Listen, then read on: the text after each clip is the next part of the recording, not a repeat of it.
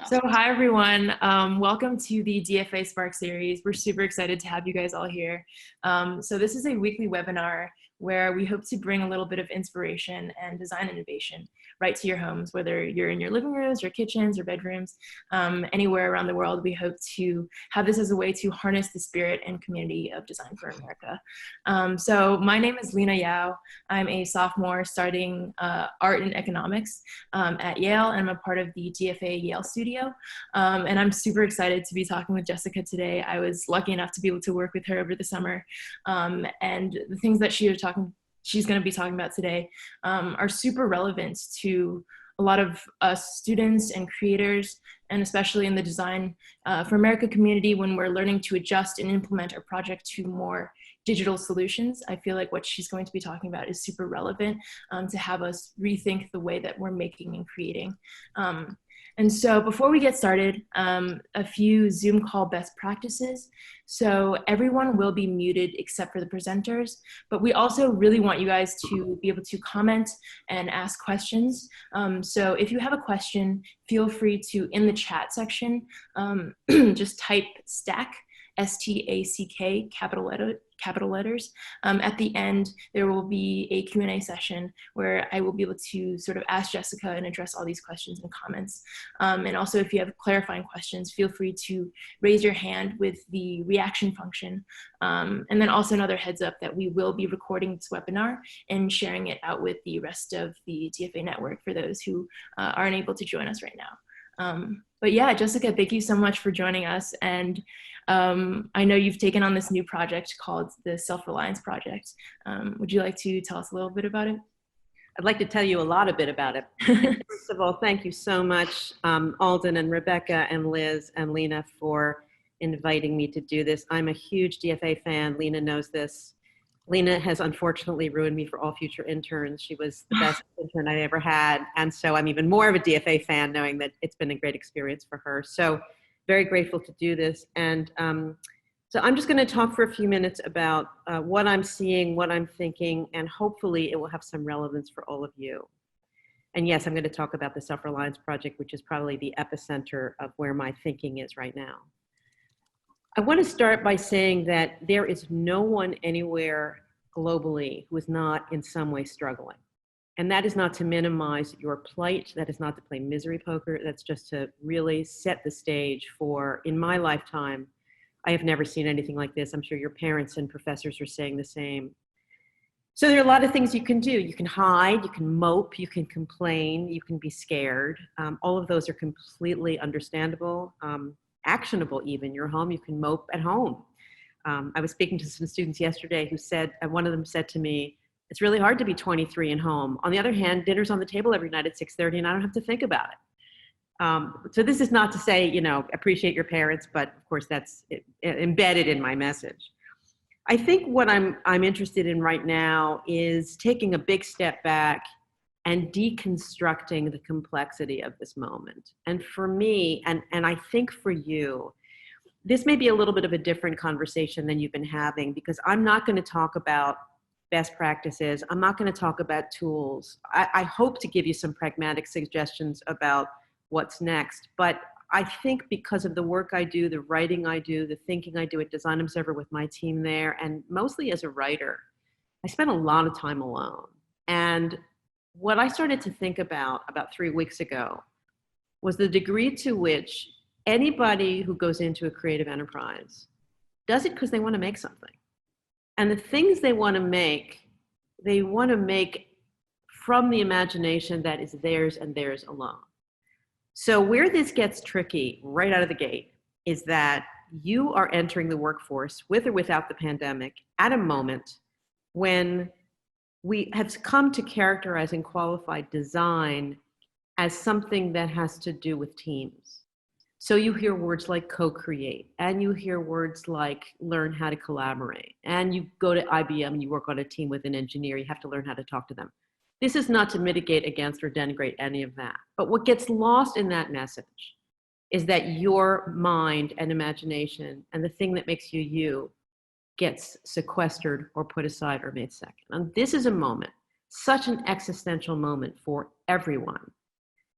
that I think, without gilding the lily and being a cockeyed optimist, is an opportunity to return to studio practice, to return to the thing that makes you you. And your studio practice can be you having a sketchbook. It can be you as a writer. It can be you as a coder. It can be you as a poet. It can be you as a graphic designer. It can be anything. But it's not defined by the job. It's not defined by the profession. It's not defined by the complexity of the current economic moment we're in. It's defined by how you choose to define it. And that is the big flip.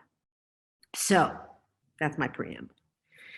About a month ago, I was approached by a senior editor at Thames and Hudson in London, who is interested in re-releasing Emerson's essay on self-reliance from 1841, because he thought that this is a moment to reread this important essay. Well, bear in mind that it's very white, it's very Western, it's very American, and it's very male. So some revisiting of the language and the perceptions and the propositions are in order. But he wasn't wrong. And as I thought about it, and I'm working with him, we at Design Observer are working with him on coming out with this new expanded edition, I started to think about the fact that at the core of reclaiming studio practice is how to be self-reliant. Again, doesn't mean you don't need a job. It doesn't mean you don't have school loans. I'm not here to solve all of those problems with you today, but what I am here to talk about at Lena's invitation is the degree to which how you think about who you are as a whole and complete person through the things that you make as a creative person are where you begin. And so each day I am committed during this pandemic, as long as we're in quarantine, to writing an essay Monday through Friday about something that has to do with what I've just explained. So there are always verbs in the gerund state. So today's is about reciprocating. I've written about recalibrating. I've written about canoeing, which was about actors, and taken from this wonderful quote from Katharine Hepburn, who talked about the fact at one point that she liked to paddle her own canoe, which is a wonderful example of being self-reliant. They're always about verbs, because I have found in my work with graduate students at Yale and elsewhere that when a student thinks about a verb, they think about action. When they think about action, they think about their own complicity in that action. And suddenly the work is revived through the person. So they're very simple. They're all about 500 words. I encourage you, if you're interested, to sign up for them and read them. They'll come directly to your inbox. You can throw away the ones that don't matter. They're about personal connection to other people. They're about being ruthlessly objective about who you are. They're about unpacking who you are. So yesterday I was talking to a group of students who were very concerned about getting jobs. And one of the pieces of advice I gave them was to take a step back and take inventory of all their skills. Now, the skills don't have to be design skills. You may have grown up in a bilingual household and you speak another language that you don't think of as one of your assets, but it is. And not only that you're bilingual, but that you understand the complexities of cultural nuance that are not just unilaterally through the lingua franca in this world, which is English. It may be that you play the piano, or you garden, or you double majored in science, that you have some more expansive vocabulary and toolkit that you can bring to bear on this moment. And this gets to, I think, a third piece of why the Self-Reliance Project is, I'm really writing it with students in mind and with all of you in mind, which is that what you can bring to the world right now is not just professional. Which is to say, if you are working on a team, if you are working at a company, if you're a DFA alum and you're feeling frustrated, doesn't mean you can't still do your own work. Doesn't mean you can't have your own website. Doesn't mean you can't start your own blog. Doesn't mean you can't do a project with a friend. And what I found, not only in a pandemic, but especially right now, is that kind of grace. The grace to acknowledge your own need to be a creative person, which is no longer defined by a teacher or a project or a brief or a paycheck, is a chance to sit back, reflect, to be reflective with a T, as opposed to reflexive with an X. You're not just answering the phone because it rings. You're stopping and saying, what do I care about? I used to love reading poetry. I'm going to start reading poetry. Maybe it will embolden me or enliven me or expand my consciousness in some way to read the newspaper in a different way.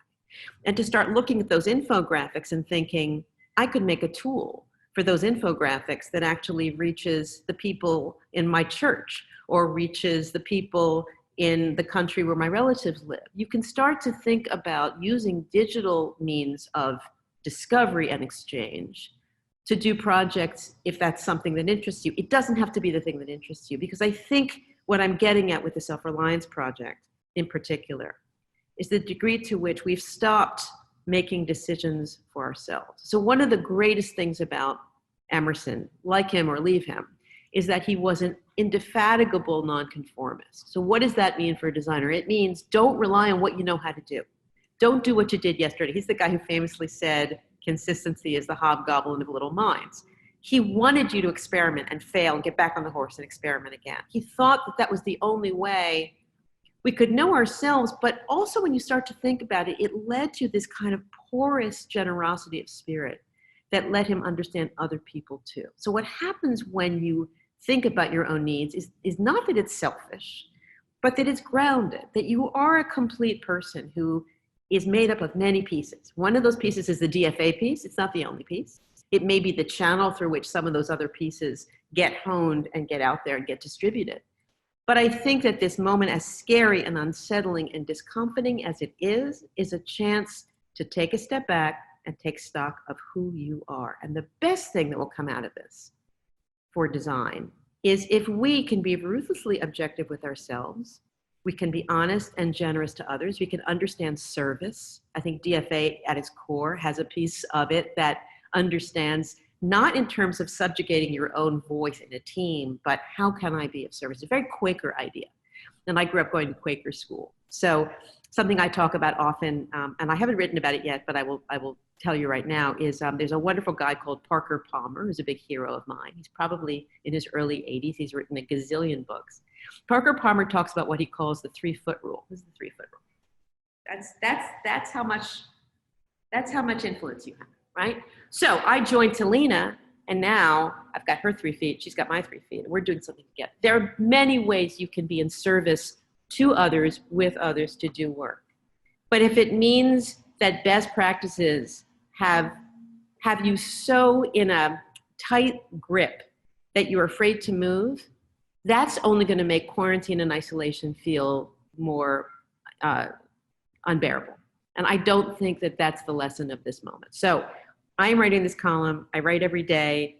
My prompt to all of you, which I think I was told by Alden I was supposed to give at the end, but because I'm talking about this, I'm going to give it now, give it again at the end, is that as you read these essays, if you have thoughts for things you'd like me to be writing about, things that are keeping you up at night, send them to me. Know that I'm looking for those words. I'm looking for those gerunds, remembering. Today I was thinking about grafting. I was thinking about, and writing, tomorrow's column is about how generating work isn't only about inventing work. It's about revisiting work you did and discovering it in a new way, the way we graft two plants together, the way you start bread from sourdough starter, that there's a way to kind of get a running start and not feel that you're moving backwards, but you're just standing still and digging deeper. And I think for creative people and designers in particular, we self-identify as futurists, and we think the only way to get ahead is to jump so far ahead that we've stopped to think about where we are. Perhaps that's a mindfulness opportunity as well, but I think what's important is that Emerson's theories of self-reliance through the lens of creative practice is for you to think about what got you into this in the first place and how you can move forward as a grounded person. So how long have I been talking? About 10 minutes?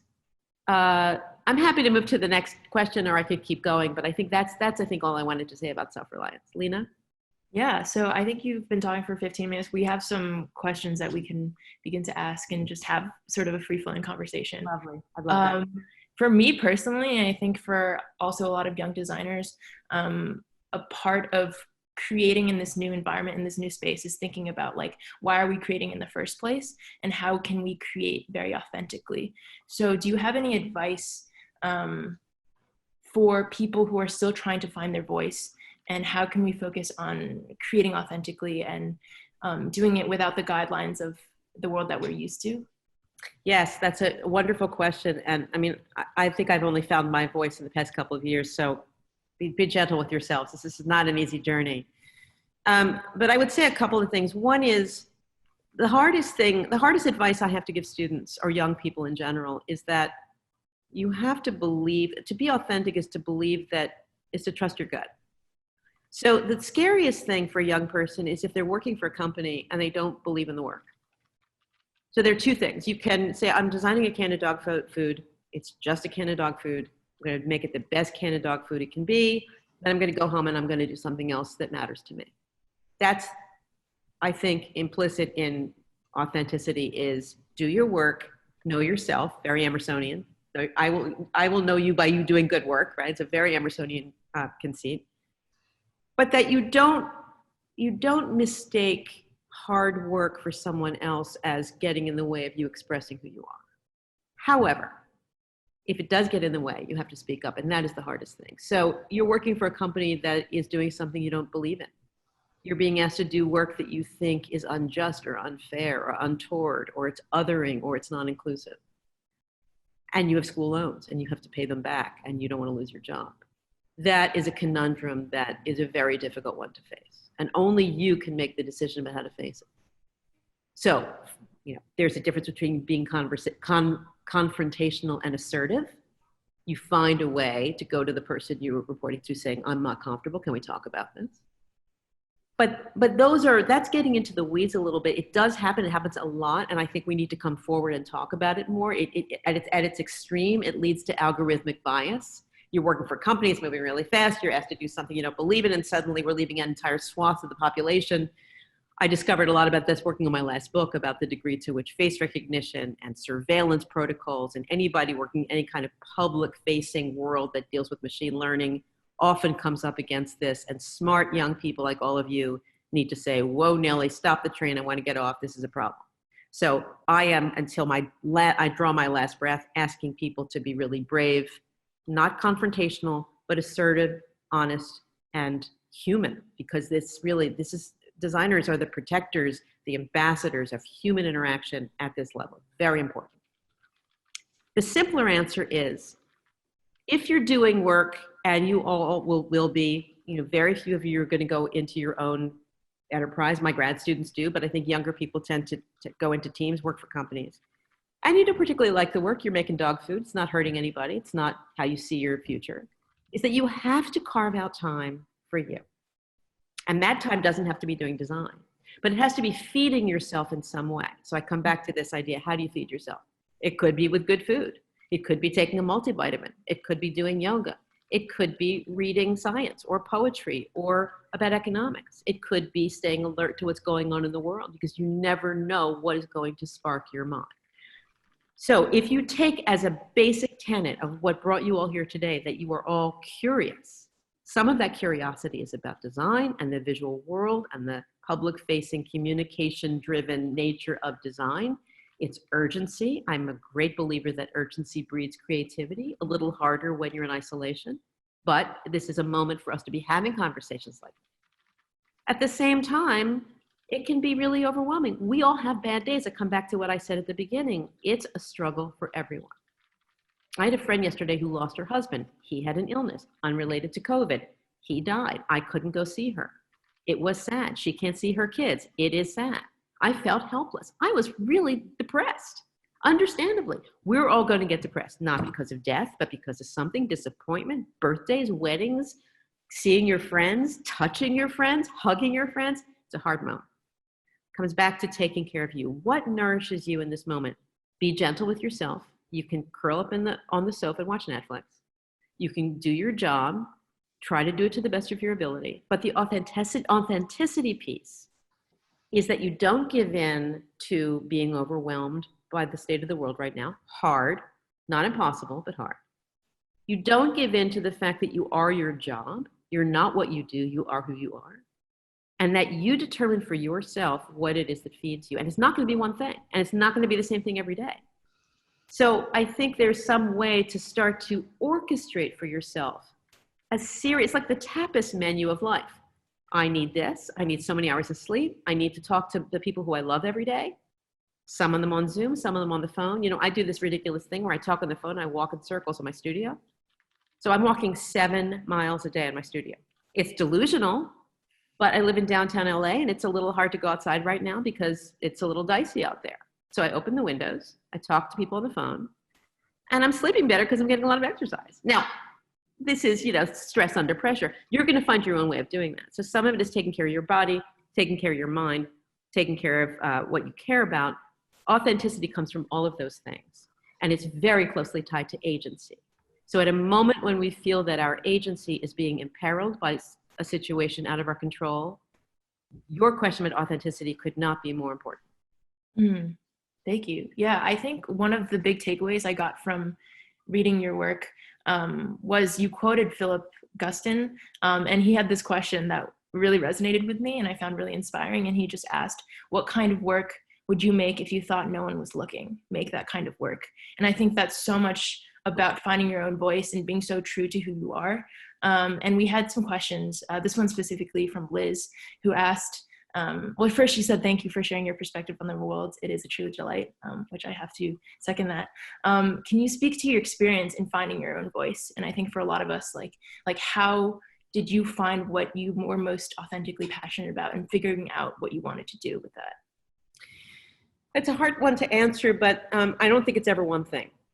So for me, I live in the space between words and pictures. I make things in the studio. Sometimes they're graphic design. In the past couple of years, they've not been. I'm making these paintings. I think Alden has a link to my website with my paintings. It's a whole story. I could tell you about that. But the paintings grew out of the last book I wrote. The last book I wrote grew out of the other book. I'm always pivoting between words and visual form. But at some point, I came of age in the 80s when graphic design was this like remote, hygienic, diagnostic, please the people, kind of came out of this post-war like optimism, Helvetica, vanilla world. There was no multiculturalism. There was no room for being emotional in your work. And I'd grown up with a father who was a poster collector, and he had these like incredible public health posters all over the house of like people dying of tuberculosis. And like, that was what I grew up with. And I go to Yale and it's all really restrictive. And I think I've been sort of ricocheting between both extremes since then. I was really talked out of being an actor when I was an undergrad by my parents who thought that wasn't a real job. I was talked out of being a painter later on by those same very dear parents because that wasn't a job. Graphic design kind of rescued me when it was a job. I'm not sure it's the job that I signed up for 30 years ago. I have some concern about design conferring false authority on things. We make things look more expensive for no reason. The reason I wrote the book, The Invention of Desire, was to kind of question the humanism behind wanting to make things that wasn't always tied to commerce, that wasn't always about profit margins, that was about personhood and not profit. So I've continued to sort of think about those things. And for me, writing has always been a way to figure out what I couldn't figure out in the studio. I think I write like a visual person, and I make work like a writer. And somewhere in the space between it sort of makes sense. The harder thing for me in finding my voice, so that's the simple answer is I do two things, and I kind of spin around between the two. The harder thing was finding my voice as a visual person. And really, I think like an abstract expressionist. I'm really drawn to abstract form. Graphic design is not abstract, it's very concrete. And yet the slippage in those liminal spaces between things really interested me. So the big step for me as a maker was when I wrote a book and illustrated it with my own paintings. And the paintings were based on tissue histologies, which are, images that are taken that then have to be magnified 40,000% of like a spleen that has a piece of iodine on it that makes it this color. And it's never going to be that again. And I loved this dual thing that was happening, which was that there was there was sort of scientific certainty that presented as abstract form. And I thought, aha, that's a thing. For me, that's a thing. I'm interested in science and art and the slippage between them. I'm interested in writing and making and the slippage between them. So for me, it's not a voice so much as, I think, honoring my perpetual curiosity and knowing that, I'm a kind of undisciplined thinker. I'm an undisciplined thinker who's, once I have a table of contents, I write a book. And once I have an idea of what I want to paint, I paint endlessly that way. But I think there was a painter I knew once who said that she had learned from Andrew Forge, who long ago was the dean of the Yale School of Art, that once you figure out it wasn't what you want to say, it was how your mind works. Once you figure out how your mind works, then you have something to go on. Then you've got some traction. And I think for me, my mind works in such a messy way. It took me a really long time to find that traction, which is why it really took me till a couple years ago to say, okay, I'm serial and monogamous as a writer.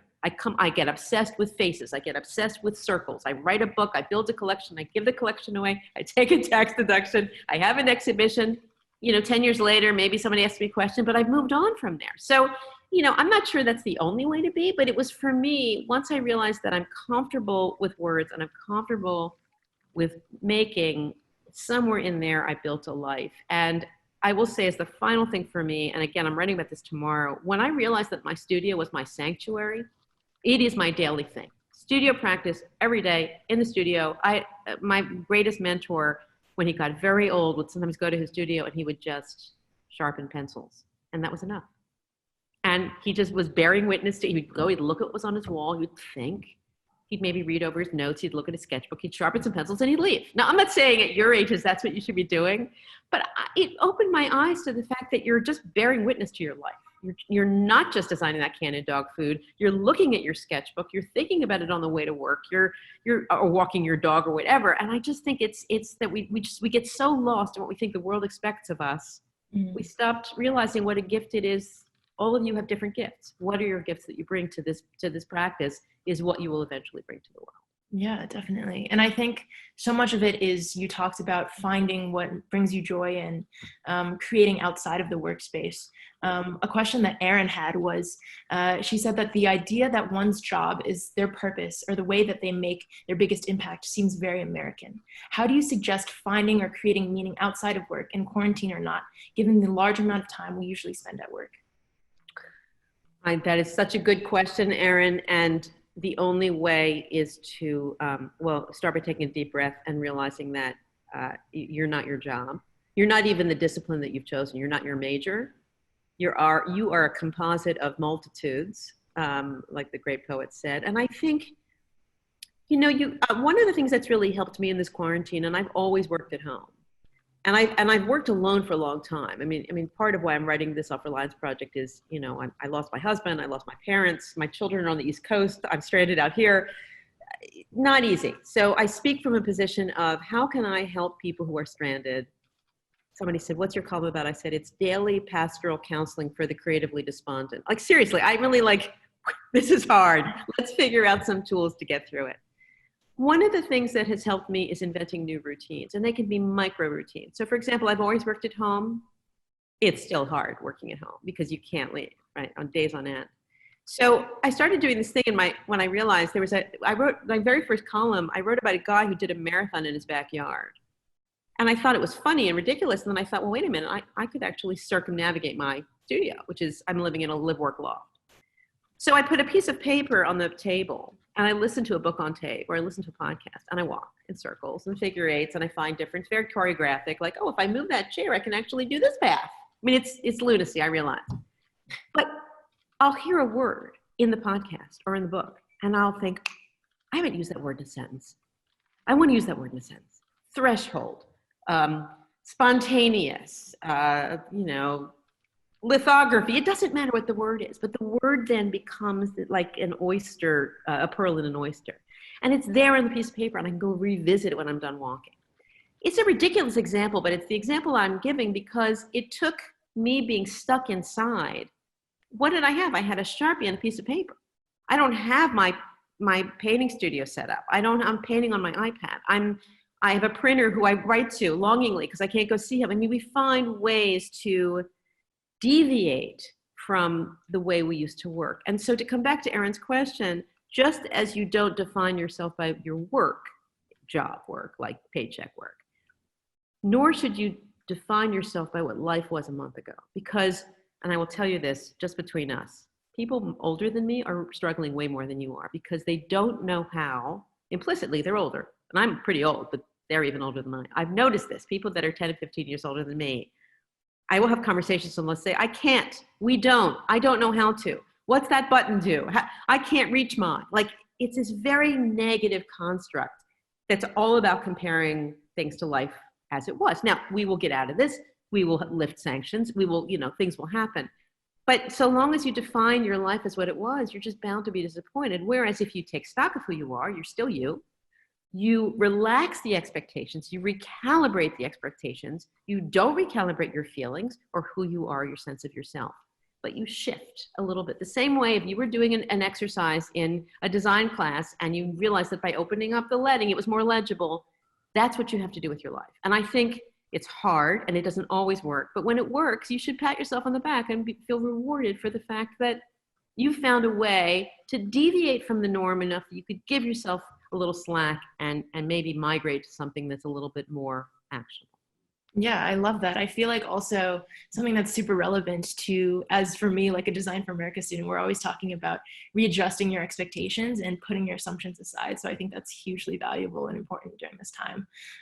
We actually have a question. You were talking about the importance of those words and sort of jotting them down. Cindy, who is actually a DFA Yale alumni, who actually had you as professor and said that you were one of her favorite professors. Loving kisses to Cindy, I can see. Yeah, her question was great. She said she's always loved the weight you put behind words and their importance. What words have you been hearing a lot lately, and what has been your emotional response to these words? Well, how adorable was it that Queen Elizabeth talked about being resolute? Words like resolute and resilience. I think it's a great question, Cindy.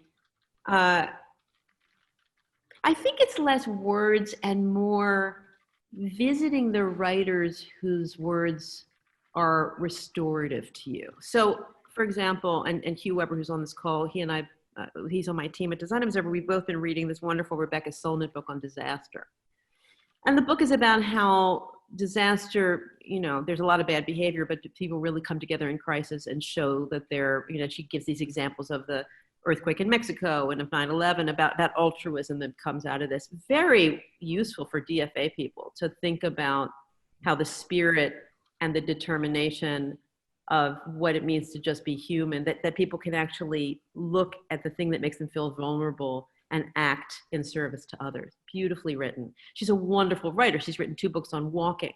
She's somebody I turn to a lot. And I think, you know, it doesn't even have to be writers. Some people are turning to poets. Some people are turning to lyricism, to songwriters. I've been listening to a lot of Leonard Cohen. It's really sad, but it's really great. He was an incredible poet, funny, acerbic, cryptic, dark. And I think that what works on one day might not work on the next. This is a great moment to be sharing playlists, to be reading things you don't usually read. Yesterday in this conversation with a group of students, one of the students asked, and this speaks to words, I think, because it's more about the resources we draw upon to find language that is restorative to us. She talked about the fact that the student asked the question about not having access to school, to libraries, to the resources she's used to, and the degree to which, why are we always looking at our screens for reinforcement? And I gave the example that one thing that brings me an incredible amount of creative reinforcement, which is screen-based, is that many amazing libraries around the world have made their archives accessible and free. And I remember, because I raised my children in the Berkshires, and there were many, many days when I was snowed in. I remembered being snowed in, and my children were away at school, and I was just there with my dog, and for hours, I spent hours looking at WPA posters at I think it was the Library of Congress. And you go down these rabbit holes where you're discovering someone else's life and work, and you get interested in an illustrator or a writer. This is not the same as, I'm very opposed to people getting ideas from looking at other people's work.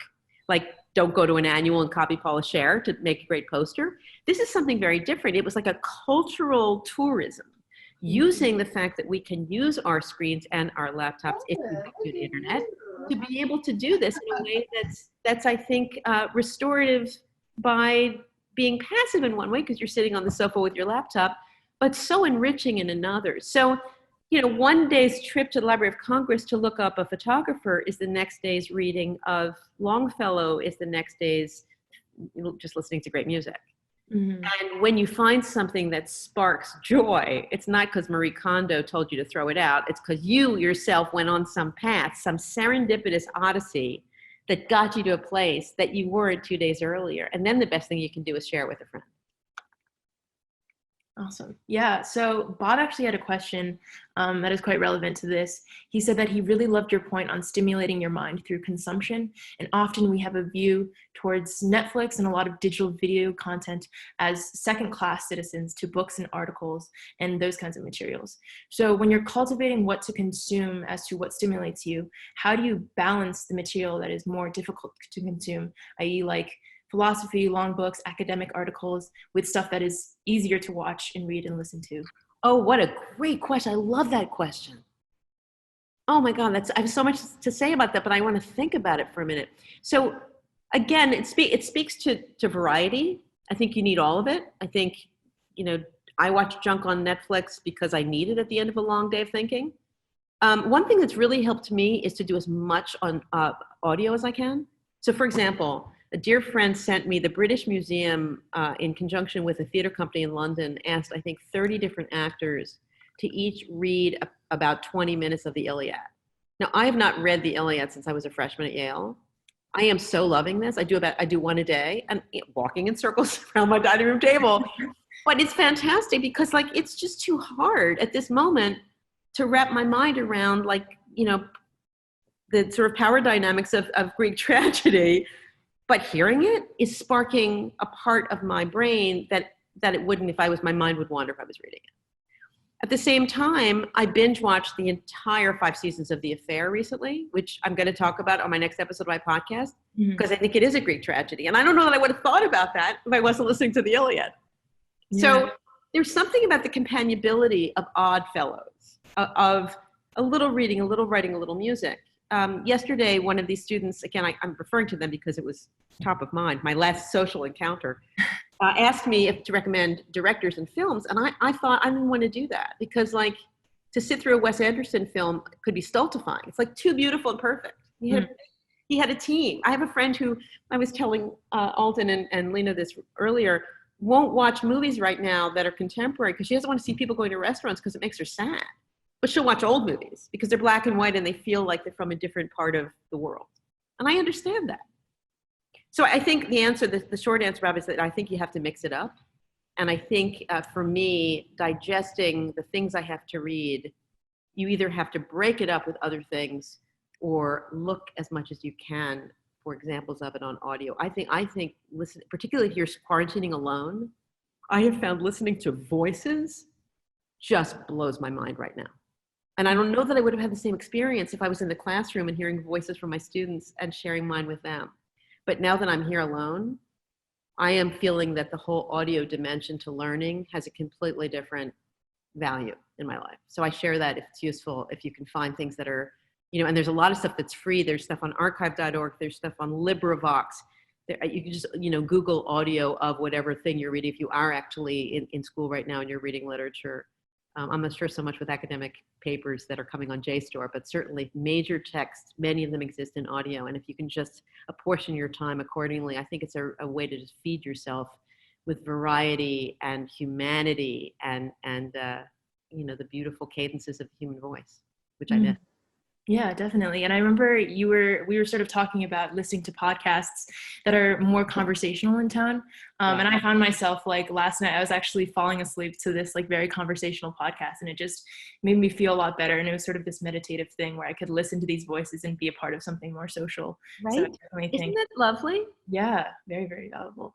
And so as we sort of wrap up with the last 10 minutes, I personally had a question. I feel like so much of artists and creators, a lot of their work, especially for actors and performance artists, they're thinking about performativity and that aspect of art, as opposed to, that aspect of art may flaunt other aspects, like the genuine aspects or creating stuff that is very authentic. So you sort of talked about this, but how can we shift gears in thinking about making art that's truly for yourself? And as we sort of wrap up, I would love to hear your last thoughts on doing that. So 2 things right off the bat. One is that I wrote an essay. I had a wonderful conversation with James Bundy, who's the dean of the drama school at Yale, about 2 weeks ago. And it was on a Friday, and I couldn't stop thinking about it all weekend. And that Monday's column, the one on canoeing, was about actors and asking the question whether you could be an actor without an audience. Mm. And the other piece of that was that I had an argument, not an argument, I'll disagree with one of my children who said that performativity has come to mean this thing about gender and self-presentation. Of course, I've just written this book on the face. I should know this. But I really wanted to speak to performativity for an actor because these kids who are in drama school, it's a really big thing the spring of their 3rd year, and they can't audition and they can't wait tables while they audition, and they're really suffering. And so even though my column is really written for visual artists, I've really been thinking about them and what that means. So part of my thinking on that is in that column. But a more immediate answer, Alina, to your question is that I think designers are very good at being collectors. And if you can go out now and go on eBay, and you don't want to go on eBay, or you don't want to go to there are no flea markets, there's no libraries to go to, you can collect in other ways. You can do this deep dive into online libraries. You can, I'm not a big fan of Pinterest. I haven't been, because it feels just kind of like they're, just people putting visual things online for no reason. But I think Pinterest might actually have a real value right now, where go through your sketchbooks, go through the books you have at home, go through your mental notes, and start to actually look at things you've made or want to make or other people have made, and start to draw these associations. I mean, it's a very Freudian thing. I've been reading a lot about the value of free association. But it's an important thing for artists, that we let our minds go. And so at a moment when we're stuck inside, I think a little letting our minds go in free fall, a little abstraction, a little collecting, a little free associating could be a very useful thing psychologically, emotionally, spiritually, and again, might spark new things. One of the things that we do, I think, that we forget we're so good at doing is not always moving forward. So you step to the side, you step back, you look at what you have, you go visit an old book. I used the example recently that when my kids were little and I would be tearing my hair out on a snow day, I'd clean out their closets, and they would always find a toy in the back of their closets they forgot they had, and then hours of fun would ensue. I kind of think we need to clean out our closets right now and figure out a way to dig in, stand still, dig deeper, find something new.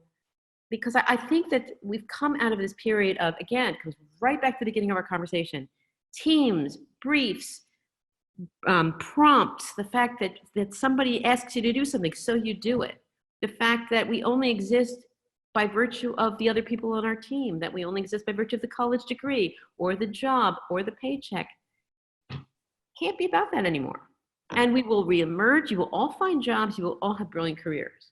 But this is a gift, this moment. This is a moment for reflection. And if you're going to be authentic and you're going to do your own work and you're going to find inspiration, you're going to have to find it for yourself. And that it doesn't matter if you have 6 people that you're quarantining with, if you're married with 6 kids, if you're alone and stranded and 6,000 miles away from your family. Everybody is facing that existential moment of, who am I? What do I bring to this? How am I going to survive this? And I think particularly for the people on this call, what is the creative agenda I'm setting for myself? That's the brief, and only you can decide. Well, that's an opportunity, not torture. That should be an opportunity. Yeah. Well, thank you so much, Jessica. It's been super wonderful to be able to talk to you. And I feel like everything that you've mentioned, like in the last part about free association, I took an abstract painting class last semester, and we would just spend like 10 minutes during every class and free associate.